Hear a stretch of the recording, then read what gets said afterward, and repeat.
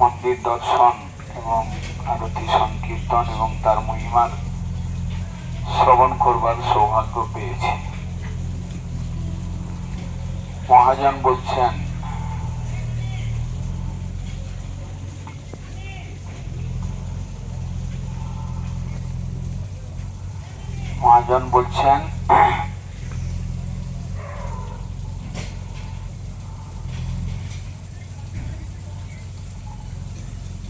রামানন্দের শুদ্ধ সখ্য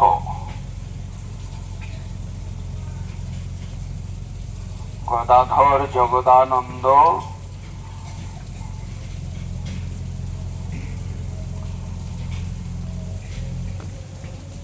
এদের যে মধুর রস, স্বরূপের রসানন্দ গদাধর এবং জগদানন্দের মধুর রস, গোবিন্দাদের শুদ্ধ সখ্য রস, স্বরূপ দামোদর রামানন্দের এদের যে রস, পঞ্চ প্রকার মুখ্য রসের মধ্যে চারটি রস, এই চার রসে হন বশ। বলছেন স্বরূপের রসানন্দ রামানন্দের শুদ্ধ সখ্য গোবিন্দাদের শুদ্ধ দাস্য রস, গদাধর জগদানন্দ এই চার মুখ্য রসানন্দ, এই চার রসে হন বশ। কে বশ হন? ভগবান স্বয়ং ব্রজেন্দ্র নন্দন কৃষ্ণ গোপী ভাব রাধা ভাব যুক্ত হয়ে গৌরহরি রূপে এসেছেন। তিনি সত্যযুগে ব্রহ্মার হৃদয়ে প্রেরিত হয়ে তিনি দারুব্রহ্ম জগন্নাথ রূপে এখানে প্রবর্তিত হয়েছেন।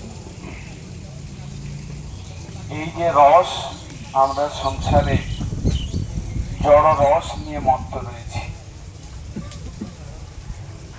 জড় রসে মত্ত থাকা কালে আমরা এই চিন্ময় রসের অনুভূতি করতে পারি না। কিন্তু যে স্থানে এসেছি, এই স্থান হচ্ছে রসময়। স্বরূপ দামোদর এবং রায় রামানন্দ, স্বরূপ দামোদর এরা সখী স্বরূপ, রামানন্দ ইনি হচ্ছেন সখী স্বরূপে সখ্য রস, এবং গদাধর আর জগদানন্দ এরা হচ্ছেন রুক্মিণী সত্যভামা। এদের হচ্ছে একটু ঐশ্বর্য মিশ্রিত রস, কিন্তু গদাধরকে রাধা ঠাকুরানীর অবতার বলা হয়েছে। গদাধর পণ্ডিত গোস্বামীর স্থান আমরা ক্ষেত্রধামে সমস্ত রসে, বিশেষ করে বিপ্রলম্ব রসের যে স্পর্শ, এই বা বিপ্রলম্ব রসে যে সিক্ত এই স্থান, সেই স্থানে মহাপ্রভু তিনি বারবার আসতেন এবং গদাধরের প্রেম আস্বাদন করতেন। এখানে তিনি গদাধরকে বালুকা খোদন করে তিনি গোপীনাথ বিগ্রহ উপহার দিয়েছেন। এখানে তিনি ভাগবত শ্রবণ করবার জন্য গদাধরের কাছে আসতেন। এখানে তিনি তার হস্তের পাক অন্ন প্রসাদ খাওয়ার জন্য আসতেন। আবার যখন মহাপ্রভু চলে যাচ্ছেন বৃন্দাবনের দিকে, তখন গদাধর পণ্ডিত বলছেন, মহাপ্রভু বললেন তুমি ক্ষেত্র সন্ন্যাস নিয়ে এখানে গোপীনাথের সেবা নিয়ে থাকো। তখন গদাধর বলছেন, কোটি গোপীনাথ সেবা মোর যাও রসাতলে। শব্দের বিন্যাস কিভাবে পরিবর্তিত হয়, যেখানে প্রীতি ভালোবাসা, যেখানে গভীর টান। গদাধর পণ্ডিত মহাপ্রভুর সঙ্গীতে এত আনন্দ পেতেন, এত তার আকর্ষণ, এমন একটি শব্দ ব্যবহার করলেন, রসাতল। রসাতল অর্থাৎ পতন, নিম্নমুখী যাত্রা। আমরা ভূতলে রয়েছি, এর নিচে রসাতল পাতাল রয়েছে। বলেন, আমার এই গোপীনাথের সেবা আমার প্রয়োজন নেই। আপনার বিরহে, আপনার স্নেহস্পর্শ ছাড়া হয়ে আমার থাকবার কোনো প্রয়োজন নেই, আমি থাকতে পারি না। এই যে গদাধরের সঙ্গে এই সকল প্রেমের বিলাস, বাল্যকালে নবদ্বীপে গদাধরের সঙ্গে প্রেমের বিলাস মহাপ্রভু কৈশোর অবস্থায় করেছেন, এবং সেই যে প্রেমের বিলাস, সেই যে প্রাণনাথ কৃষ্ণকে অন্বেষণ করবার শুরু করেছিলেন গয়ার থেকে ফিরে এসে, এবং নিজে বক্ষকে বিদীর্ণ করে কৃষ্ণ দর্শন করবার প্রয়াস করেছিলেন। গদাধরের কথায় যে কৃষ্ণ কোথায়, মহাপ্রভু জিজ্ঞাসা করেছেন, বলছেন যে আমাদের ভেতরে, হৃদয়ের মধ্যে তো রয়েছে।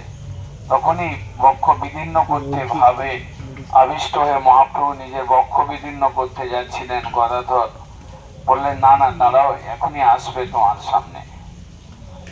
সেই গদাধর পণ্ডিত, যিনি পুণ্ডরিক বিদ্যানিধির কাছে শিষ্যত্ব গ্রহণ করেছিলেন, মহাপ্রভুর অপর এক পার্শ্বদ, যিনি রাধা ঠাকুরানীর অবতার, যিনি আবার রুক্মিণী রূপেও যার অবতার বলে শাস্ত্রে কথিত রয়েছে, সেই গদাধর পণ্ডিতের প্রেম সেবা এমন সেটার শেষ পর্যায়ে এলো, পূর্ণাপ্তি হলো, যখন মহাপ্রভু এই গোটা গোপীনাথের মন্দিরের ভিতরে প্রবেশ করে নিজের অন্তর্ধান লীলা, গোপীনাথের মধ্যে প্রবেশ করে গোপীনাথের, গদাধরের সেবিত গোপীনাথ, তার মধ্যেই তিনি অন্তর্ধান লীলা প্রকাশ করেছিলেন। এইরকম যে গদাধর মহাপ্রভুর প্রিয় পার্শ্বদ, এখানে শুধু প্রেমের ছড়াছড়ি, সেই প্রেম অপ্রাকৃত প্রেম, অপ্রাকৃত জগতের প্রেম, ঘনীভূত প্রেম, গোলকীয় প্রেম, সেই প্রেমের আস্বাদন করবার সৌভাগ্য আমাদের নেই।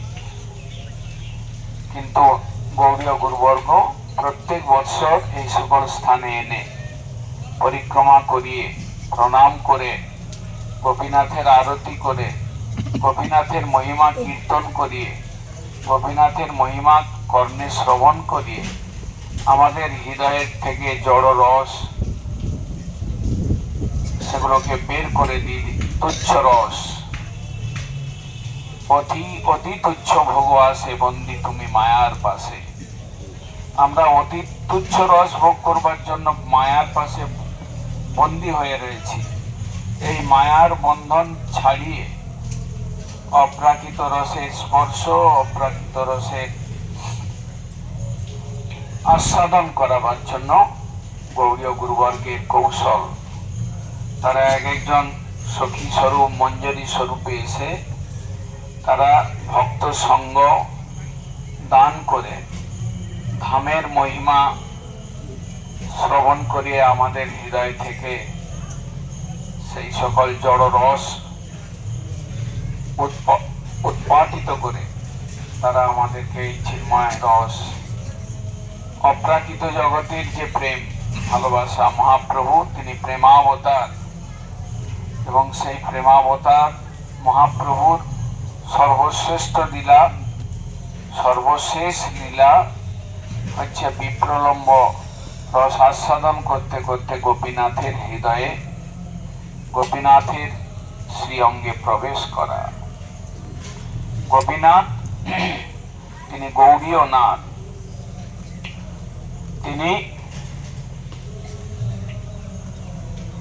শ্রীমান রাসরসারম্ভী বংশীবট তটস্থিত কর্ষণ বেণু সনয়ের গোপী গোপীনাথ শ্রীষ্ণুন। গোপীগণের নাথ তিনি আমাদের প্রাণধন। সেই প্রাণধন প্রেমাস্পদ এবং প্রেমের ঘনীভূত অবস্থার আস্বাদনকারী রূপে যখন মহাপ্রভু অবতার নিয়ে এসেছিলেন, সেই মহাপ্রভুর সম্প্রদায় ভুক্ত আমরা হতে পেরেছি গৌড়ীয় গুরুবর্গের কৃপায়। আমরা মহাপ্রভুর শিক্ষাধারা, তার ভক্তিধারা, তার প্রেমধারার অনুশীলন করবার জন্য আমাদের গৌড়ীয় সম্প্রদায়ে গৌড়ীয় মঠে জন্ম হয়েছে।